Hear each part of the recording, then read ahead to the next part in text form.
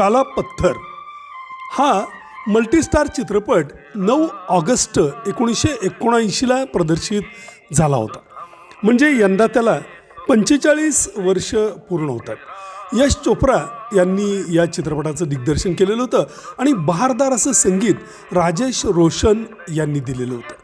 यशराज फिल्म्सच्या बॅनरखाली अमिताभ, शत्रुघ्न सिन्हा, शशी कपूर, राखी, परवीन बॉबी, नीतू सिंग, प्रेम चोप्रा अशी भव्य अशी कास्ट या चित्रपटामध्ये होती.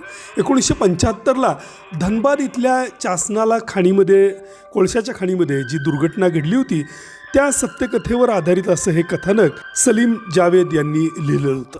अर्थात चित्रपटामध्ये बरेच स्टार असल्यामुळं कुठल्या स्टारला किती महत्त्व द्यायचं या नादात म्हणा किंवा प्रेम प्रकरणं वगैरे दाखवण्याच्या नादात म्हणा, मूळ कथानक जरासं ढिसाळच बनलं.